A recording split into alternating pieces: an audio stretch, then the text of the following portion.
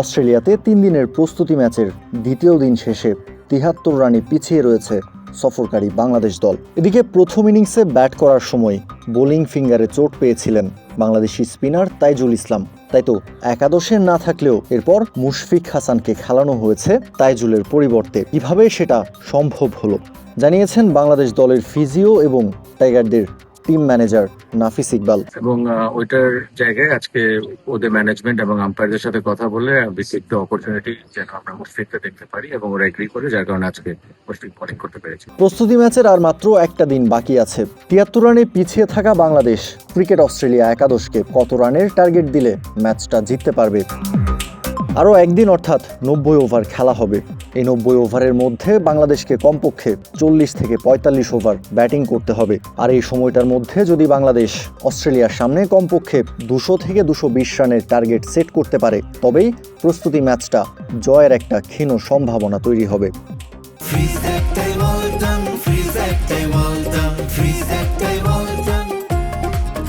তবে বর্তমানে বাংলাদেশের স্কোর কার্ডটা বলছে সেই কাজটা বেশ কঠিনই হবে বাংলাদেশ দলের জন্য, কেননা ইতিমধ্যেই দ্বিতীয় ইনিংসে ১৯ রান করতেই ২ উইকেট হারিয়েছে বাংলাদেশ দল।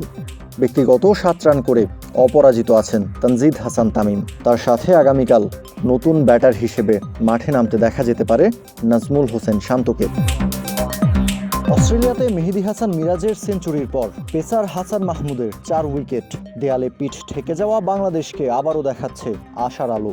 অস্ট্রেলিয়ার বিপক্ষে ২ ম্যাচ টেস্ট সিরিজ শুরু হওয়ার আগে প্রথম প্রস্তুতি ম্যাচেই বাংলাদেশকে কঠিন বাস্তবতার মুখোমুখি দাঁড় করিয়েছে ক্রিকেট অস্ট্রেলিয়া একাদশ।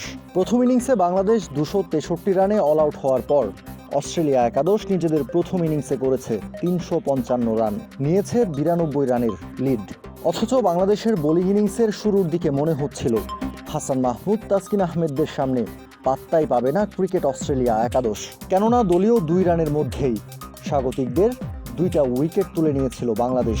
মাত্র ১ রান করা স্যাম কনস্টাসের উইকেট তুলে নিয়ে বাংলাদেশকে আর্লি ব্রেক থ্রু দিয়েছিলেন হাসান মাহমুদ। সেই চাপ কাজে লাগিয়ে ঠিক পরের ওভারেই তাসকিন আহমেদ শিকার করেছিলেন ক্যাম্পবেল কেলাওয়ের উইকেট। কিন্তু এরপর কার্টিস পিটারসন, জশ ফিলিপসদের রক্ষণাত্মক ব্যাটিংয়ে ম্যাচে ফিরতে শুরু করে অস্ট্রেলিয়া ক্রিকেট একাদশ। ক্যাপ্টেন পেটারসন হাফ সেঞ্চুরি তুলে নিয়ে আউট হয়েছেন হাসান মাহমুদের শিকার হয়ে। এরপর জশ ফিলিপকেও ফিরিয়েছেন এই টাইগার পেসার। তবে মিডল অর্ডারের টিগো উইলির সেঞ্চুরিতে বড় রানের দিকে হাঁটতে শুরু করে স্বাগতিকরা।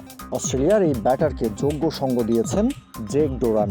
উইলির ১৩০ রানের ইনিংসের বিপরীতে ডোরানের ব্যাট থেকে এসেছে ৭৬ রানের একটা গুরুত্বপূর্ণ ইনিংস। এই দুজনের পার্টনারশিপে মূলত ম্যাচটা বাংলাদেশের হাত থেকে ছিনিয়ে নিতে শুরু করেছিল ক্রিকেট অস্ট্রেলিয়া। ব্যাটের পর এবার বল হাতেও বাংলাদেশের ত্রাণকর্তা হিসেবে হাজির হন মেহেদী হাসান মিরাজ। জেরেসিস ওয়াদিয়া এবং জেক ডোরানের উইকেট তুলে নিয়ে বাংলাদেশকে ম্যাচে ফেরান মিরাজ। দলীয় ১৩৯ রানে পঞ্চম উইকেট হারানো অস্ট্রেলিয়া নিজেদের ষষ্ঠ উইকেটটা হারায় ৩০৫ রানে।